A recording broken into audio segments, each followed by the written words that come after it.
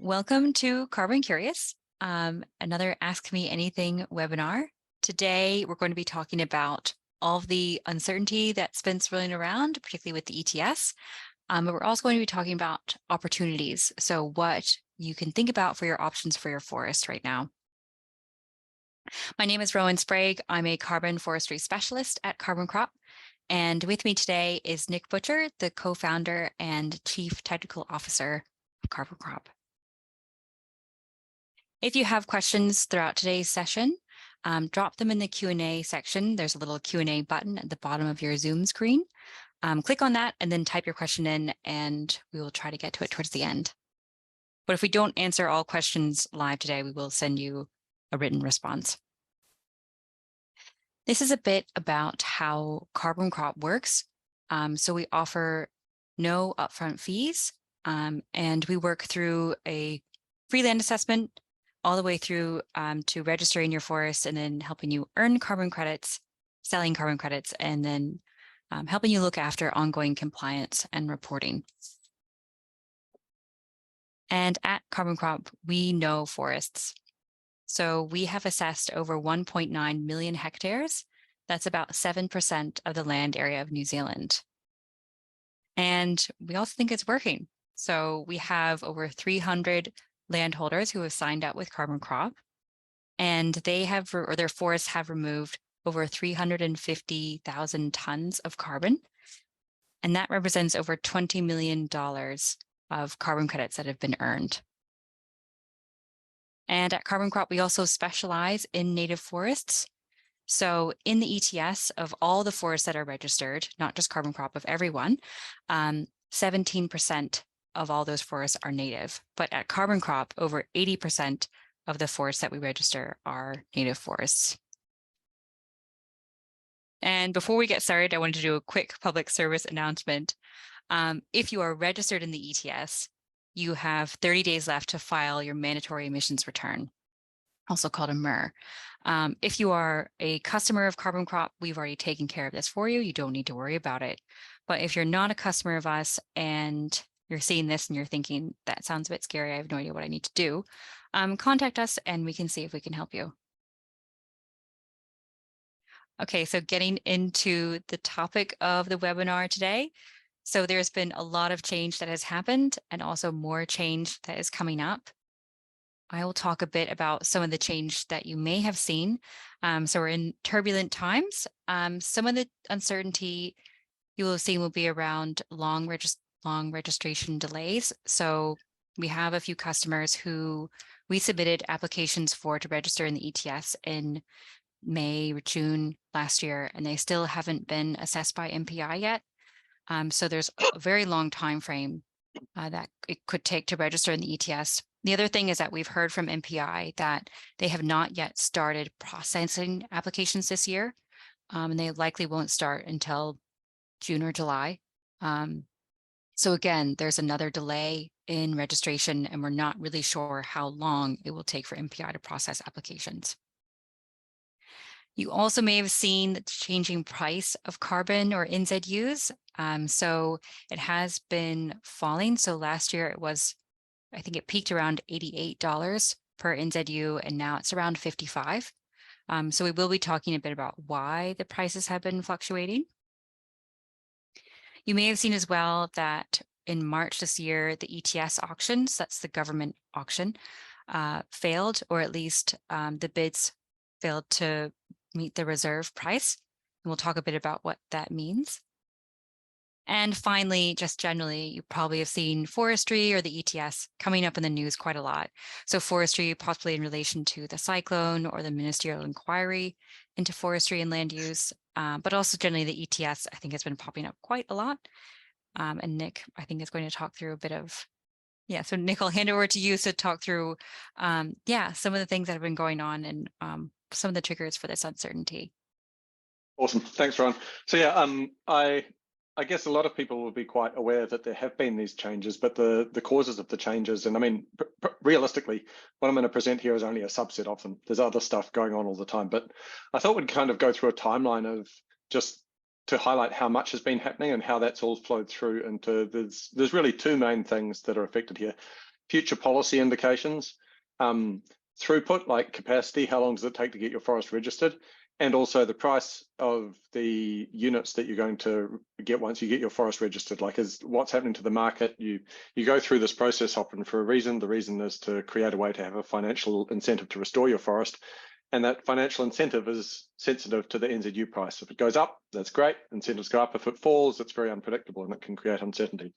So if we start back in October of last year, there's just a couple of things I wanted to highlight here. The first is actually pre-October. It was more like July or so, 2022, I think. Permanent category exotics. So exotics ability to be registered in the future permanent category of the ETS got a bit of a last minute reprieve. Like the intention was indicated that they would be excluded. And that was revised quite late in the game, meaning that exotics can still be registered as permanent forest in the ETS. There's a lot of indications, as we'll get to, that it probably won't remain the case. Of course, we don't have any special insight here. We're just drawing our own conclusions from discussion that's going around the place. But if you read the latest advice from the Climate Change Commission and the Forestry/Inquiry, which I'll get to, I'd say it's on borrowed time. There was also in October the agricultural pricing proposal, and this is particularly relevant for all sorts of categories of carbon removals, which in some cases aren't currently registered in the ETS. And this especially includes pre-1990 regenerated native forest. There are some very positive indications there that that could be fully recognised in the ETS in the future, and at least recognised within a He Waka Eke Noa related scheme in the short term. Skipping ahead to December, the Climate Change Commission provided a bunch of guidance on what the price settings should be for the ETS, and I'll present some more on these on the next screen because they're pretty esoteric, and I realise that most people are probably not very familiar with them. Shortly after that, the price of the NZUs dropped significantly, and it's been in continued decline since. And that was, I mean, correlation does not necessarily imply causation, but the timing was exact, and it's pretty safe to assume that this is because the government did not accept the Climate Change Commission's, or for that matter, the Climate Minister's advice on how to set these price settings, and the price fell. Also around this time, MPI were in the process of registering almost 150,000 hectares of new ETS registrations over the period of, I think that's 2022 alone. So that's almost something like a 60% increase in the total area registered in the ETS over 2022, or plus 60%, yeah. And they've got at least a 6-month backlog at that point. As Rowan mentioned, it's now up to closer to a year in effect. I mean, it may be cleared out in less than a year, but we have people who've been waiting a year for their application to be finalised. Jumping ahead a little further. In January, we had a number of changes to the classifications of forestry within the ETS. Stock change was out. You can no longer register a forest under the stock change methodology within the ETS. And the new permanent category has come in. And this changes things for people, and this is already a done deal. There is now no opportunity for the registration of second rotation production forest in the ETS. And there is also no way that you can register a new forest in the ETS as a permanent forest, which you're going to keep there for a long time, and be able to deregister it. So you can still register, but you're a lot more tied in, and this can complicate the decision. Further, MPI launched a new portal, which everybody's managing the registrations through, and this is part of why it's still not possible to register new forest in the ETS yet. That portal is being built out, still has limitations, and they're working on it. Jumping ahead a little further, in March 2023 this year, MFE announced a review of the ETS, and a feature of that review was the role of forests. It's not clear what the outcome will be, but there are implications of having forests treated as they are within the ETS, and that's leading to some dynamics within the market that at least we can say there's concern about. I won't prejudge any conclusions on the changes. But the other thing which I've got a strong opinion on is the references to the auction failing. I would rather say that the auction did not clear. I don't view it as a failure for either the ETS or for forests or for the climate or even for the Climate Response Fund, because as we'll see on the next slide, there are actually too many units in the ETS available at the moment, in my view, given our emissions targets. We need to have less units in there. We need more from forestry, because forestry represents actual carbon removals. It helps us meet our climate targets, but we need less that are being auctioned into the scheme unbacked by removals. And then finally, another bombshell for March, MPI proposed a bunch of new fees, that the costs would go up a backtrack on the free permanent forests registration and ongoing reporting. And especially concerning was an ongoing annual fee proposal for locked-in landowners. So anybody who registers in the scheme and chooses to stay in the scheme, they'll have to pay what was proposed was on the order of $30 per hectare per year, despite not really having an alternative. And this is concerning both because of the absolute figure, especially for native forest owners, is quite high, and because the precedent it sets is you can basically you're stuck. You can't practically leave, and a new arbitrary fee can suddenly be imposed on you, which can significantly impact your business case. And that's a concern for us because it shakes confidence in the scheme, and it will overall reduce people's response to the incentives, reduce afforestation. Jumping ahead one more, I promise this is the last one. There's a bunch of stuff in and around May. We've got a second emissions reduction plan from the Climate Change Commission. It proposes some dramatic changes in relation to forestry, at least as options, including what amounts to a separate ETS or different earning rules or variations on that theme. And relatedly, there's also a growing stockpile of units in the ETS beyond what was forecast. The rough number I came up with was 20 million more. I think it might actually be 30 million more. And my suspicion is that it's more still than that now because these are slightly old figures. And this matters because the number of units in the stockpile is basically the difference between us, it's an obstacle to us achieving our climate change targets. If there's units there, they're rights to emit. We need there to be no more rights to emit than there are emissions permitted, and that's an issue at the moment.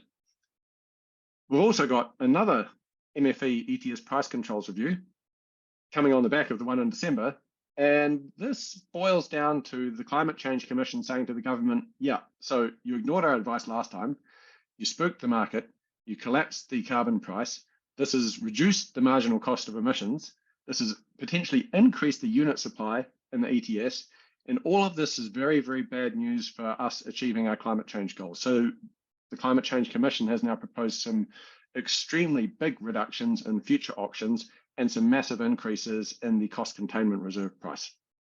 And finally, wrapping up May, although I'm sure I've missed things, there was a ministerial inquiry into land use released in follow-up to all of the huge destruction that we saw in relation to Cyclone Gabrielle, which, among other things, advocated that pre-1990 regenerating native forests should be recognised within the ETS to help incentivise this restorative land use. So I'm going to present some numbers now, which I realise are kind of difficult to work through. Oh, yeah, sorry. There was an ag pricing proposal back in October last year. Decisions were supposed to be taken on this early in 2023. It could be that decisions have been taken and haven't been made public, but we're still waiting to see what the conclusion is. And this has impacts for landholders. But a lot of this stuff is basically a question of policy changes around how do we make the ETS work well for New Zealand's climate change targets and other related targets. The ETS isn't at heart intended as a way for people restoring native forests to get paid. It's intended as a way to help New Zealand meet its emissions reduction targets. And it just so happens that people restoring and protecting forests is a really great way of doing that. But running through all these numbers here, sorry, they were supposed to have pretty animations. I clearly didn't get that part right. But the pink bits are basically the numbers that can be tweaked by policy up the top. So this is the proposed auction volume, how many units the government sells into the scheme. And then the forestry stuff is how much units are being removed by forestry. And that there really depends on how many people choose to register in the scheme and how many people establish new forests and decide not to harvest them and to protect them. And the result of that is that top green box. You get a total forecast New Zealand unit supply. That's every year, there should be this many New Zealand units. And down the bottom, under all of the different things that result in people having to give New Zealand units back to the government, there's the forecast demand. And the sum of those two gives us the blue box up along the top on the right, which is the difference between supply and demand. And you can see that number was forecast to be negative. And that's very important because the next line down is the stockpile of units. This is how many units have already been issued and are held by people, and every one of these has a right to emit a ton of carbon. And just for reference, New Zealand's total annual emissions are about 60 megatons, I think. So this is almost 3 years of emissions already sitting there that without any new forestry removals, without any new auction capacity. And as far as I can tell, it's actually an underestimate. The estimate was that the stockpile this year would reduce to 140 million tonnes.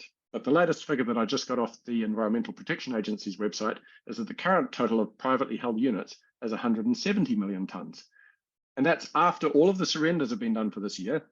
But notably, it's before many of the forestry units have been awarded for this year. And it's before the full auction capacity has been sold this year. So long story short, we are really not on track in terms of unit allocations in the ETS to meet our climate change mitigation targets. And that's been pretty clearly indicated by the Climate Change Commission. And I think bringing it all back to something that will actually be intelligible and hopefully matter to the people on this call, I think that there's going to be two changes as a result of that. Firstly, the role of forestry as a removal resource to suck carbon out of the atmosphere remains critical. We are not reducing emissions fast enough, and we need to remove carbon, not just sell rights to emit. And the second, very clearly summarized in the set of proposals from the Climate Change Commission, is that we need to stop making units available to the market at very low prices. You can see along the top here, that option 1 row, that is the cost containment reserve thresholds as they're proposed today.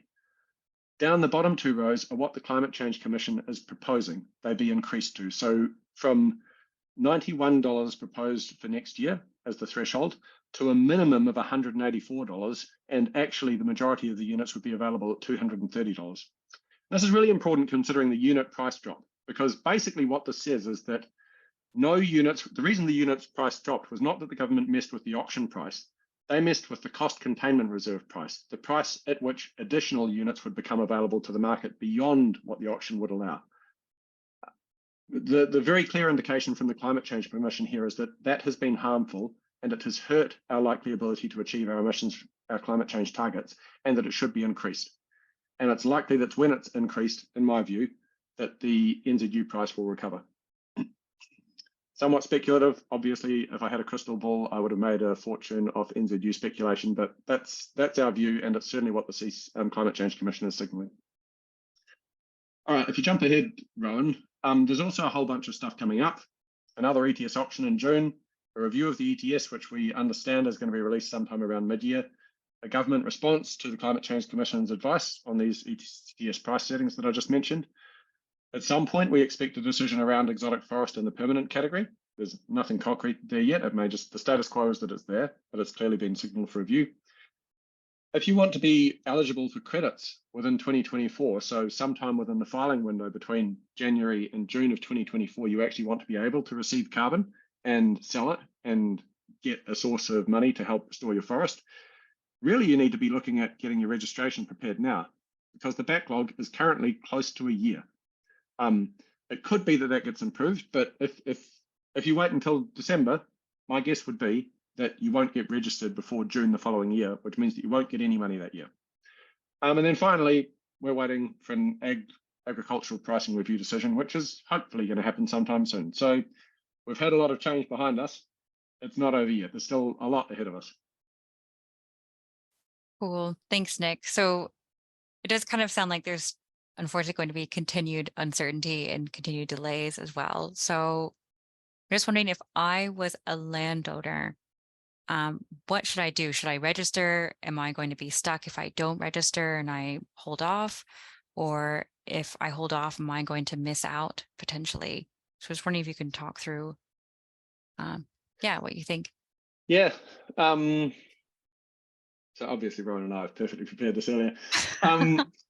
We don't know as the short term, like this, some of the stuff is unpredictable. It's all happening within government general policy guidelines, but there's some working principles that we've been recommending people adopt to basically look at the past and learn from what happened there and do things that maximize your options for the future. Because a lot of the people who've lost out historically, they've lost out because they acted late, and then the options remaining to them were very limited and generally not the most attractive ones. So maximize your options, learn from the past, and once you're ready, act. Don't wait. Like, don't. If you know what you want to do, don't go, oh, I'll get to that in 3 months, because 3 months from now, you may be looking at quite a different environment that doesn't give you the options you had.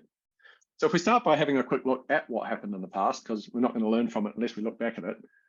One of the key things that's happened is people who've acted late missed out because they weren't registered on time. And this happened in 2012 when if you click a little dot, Ron, there's a lot of people who have exotic forest that was established prior to 1990, they were all able to get a grant of 10% of the carbon in that forest, but a lot of people didn't, just because they didn't know. And now we still quite often talk to these people today. They'll come to us and say, oh, I've got this forest pre-1990, but it's got a lot of carbon in it. Can I have anything for it? And we go, well, actually, you could have back in 2012, but that ship has sailed. The answer is now no. Looking ahead, 2017, a lot of people went through the exact same experience that we've just seen occur at the 2022 deadline of applying late, not getting it all done in time, missing out on the deadline, and then missing out on 5 years of retrospective entitlements. And that has just happened again to a large number of people. We don't know the exact numbers, but we know a lot of our customers were affected. And in many cases, these were customers who registered with us and we got their applications in, for example, May or June of 2022. That 6 month period, because of the capacity constraints MPI was under, wasn't enough to get them through before the deadline. And like, if you were a betting person, you would look ahead to when this is going to happen again near the end of 2025, and it will happen again. It'll probably happen to a smaller scale, but there will still be some people who didn't realize that the opportunity cost was about to be there. They registered late, they left it, and they'll miss out for sure. But hopefully it's a much smaller number. And the key thing is you don't want it to be you. Like, you get this information for yourself, figure out where you stand, and make a decision early so that you don't end up just being stuck on the sidelines. Oddly, though, on the other side of that, there's also been some perverse incentives in the past where people who acted early have missed out. And the example I wanted to pick out here is the 1 billion trees grants, where these were available from, I think, late 2017, 2018, various different afforestation grants. So $1,000 a hectare for retiring land and just letting it naturally regenerate, $1,500 a hectare, I think it was, for exotic forest establishment in Radiata, or maybe $1,800 for Radiata, $1,500 for Manuka, $4,000, I think, for full native planting, but it was only available for land that was not currently forest, for the MPI definition of forest, which is essentially trees are on the ground. So if you planted in the 6 months prior, as far as I'm aware, that meant that you were out of luck. This is a real issue because there's a lot of discussion happening now around future incentives that are like how important native forest is, how much we want to work on this, how important it is that we provide the resources and the funding for people who are looking to restore forest. If you're someone who's sitting there right now going, well, I was going to pay out of my own pocket to plant that whole hillside. If I do so, in 6 months from now, some incentives come along, will I get my money back? Like, will I have access to those incentives? And interestingly, I was just reading about a framework in the United Kingdom where the government has flat out said, like, because you don't want this. You want people who are looking to do the things that you want them to do to go ahead and do it as quickly as possible. Like, climate change is not a let's wait around and see thing. It's a do it as fast as we can thing, get the trees in the ground. But you've got people who quite rationally are going, I'm going to wait because there might be a grant coming available soon.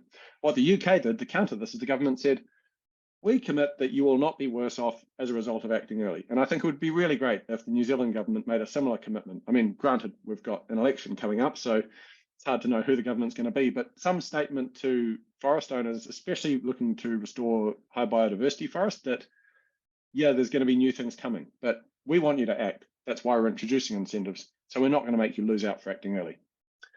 But also, overall, I think the theme is that in the past, people who have acted earlier have been able to choose their outcome rather than be stuck on a track.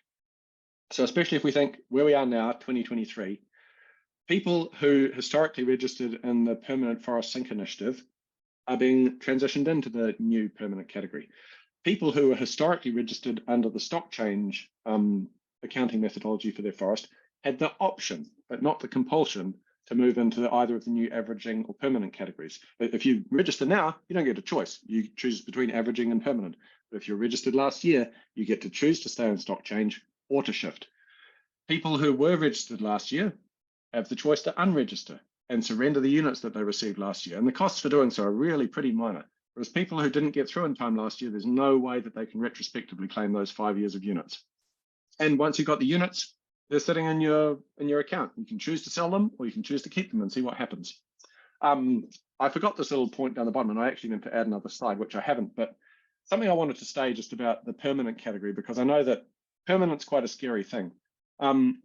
especially for regenerating native forest that you already want to protect and that you're already working to restore, and you're looking to get a source of funds to enable you to do so to a greater scale and to like address the opportunity costs that you had through not doing something else.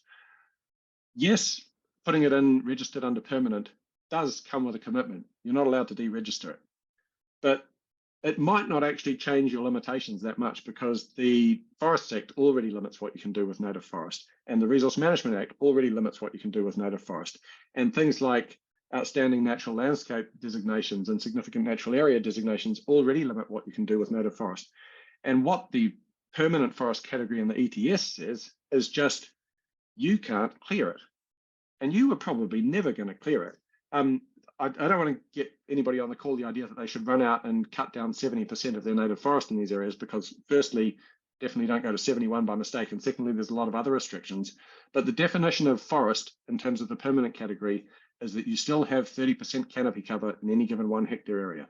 So it's actually less restrictive than some of the constraints that are likely there. So don't let that put you off too much. But do think first and do understand it first, and do work through an assessment with us first before you register, because it does come with hooks. And if we jump ahead one more, well, yeah, back to you really, Rowan. Oh, yeah. Yep. Yeah, no, that's all good. That's the view backwards. Yeah, but thanks for that, Nick. But I guess I'm also thinking, again, if I was a landowner, what does this all mean? So how can I get in the best position? We've talked a bit about it's important to look at the past, and also you probably don't really want to just wait and see, because there's all these changes going on. You want to get ready, maximize your options. So what would you recommend in terms of how to get in the best position to be able to act? Yeah, great question. This is basically what we're saying, going back to the points we had before, is like, learn from the past, put yourself in a good position, and then when you're ready, act. I think putting yourself in a good position requires you to have a good understanding of what your options actually are, because otherwise you don't even know what position you might like to be in. And most of that is actually related to analysis, not application. So this is roughly the timeline of a decision process. You can, you'll see this in some of our ads to come out, but getting started doesn't mean getting stuck. You can get started with this process without locking yourself into a particular path. We do land assessments for free. And we actually, in principle, we prepare your whole application for free, in the sense that you can stop prior to registration, and we won't charge you anything for it. And the whole reason that we're doing this is that we realize that the decision here is super personal for a lot of different people. And the last thing that we want to do is introduce yet another economic barrier to you restoring your native forest. So if you're just curious, you can apply for an assessment with us or with anybody else. Like, it doesn't have to be with us. There's other service providers in the ETS. Get to the point that you know what your options are for your land based on what you have and what you could have. And then with us, if you sign on, we'll actually take you right through to the point of having an application completed and ready to submit to MPI.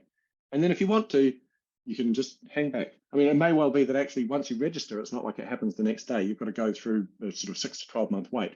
But there's a couple of different points through here where you can sort of get into a position where you're really very clear on what your options are without actually locking yourself into an outcome. And that's highlighted on this next slide, where if we kind of look at the post-contract period with us, before you, like, once you sign a contract, we'll start working with you to actually prepare the application. And this can take anywhere from sort of 2 weeks for a simple property to 3 months for something very complex with a lot of evidence collection, which I think there should be some little things showing there. And then after we actually get to the submission point, and in that first phase, you don't have to choose to submit. You can kind of get to that point and then pause. And your outlay has been nothing but your time and your interest and the discussions you've had with us to help understand it. But now you're ready. If something changes and they're like, 9 months from now, application C will be locked out, you can put your application in the next couple of days, and you won't be through, but you'll at least be at the front of the queue. And you can actually go a little bit further than that. You could submit an application to the ETS, because you know that there's this long queue, and if you want to be there before the deadline, you don't want to be at the back of the queue, you want to be somewhere partway through it. But you can cancel your application before it completes. It's only once you're registered that you're stuck under the permanent category. Pre-registration, you can withdraw your application, and now you're sort of back at the back of the queue, but at least you're no worse off than you were at the start. So this is really the best opportunity we see to kind of have a buck each way, to get yourself in the best position you can be in, able to make a decision quickly if you need to, but without being stuck and then seeing that the landscape changes and go, damn, that wasn't what I expected. I wish I'd waited 3 months. And we can break this down to the different forest categories. This is probably a huge simplification of the very many different, nuanced, complicated personal scenarios that anybody has on their farm. There's probably no landholder we've talked to who's looked at this list, who perfectly fits into any one of these categories. But roughly breaking it down, as a permanent forest, our suggestion is move very quickly. If you know you want to register your native forest, there's still possibly some changes that happen in the next few months, but there's nothing to stop you getting started. If you're unsure about registering your exotic forest, to be honest, it's actually pretty reasonable. What we suggest is just apply for an assessment. I say apply, that's our workflow. Just find some way of finding out what your options are. We obviously, our services, at least for this phase of it, are completely free. We'll help you, but it doesn't matter how you find out. Talk to your neighbor, find out what they did. Find some way of getting to the point that you understand what your options are and the timeframes for them. And similarly, if you're unsure about registering a native forest, given the current constraints, there's still not really any harm in just going through the process to find out what your options are, and then you can decide how you want to proceed from there. So in a nutshell, as I said before, you'd see this again, don't get stuck, get started.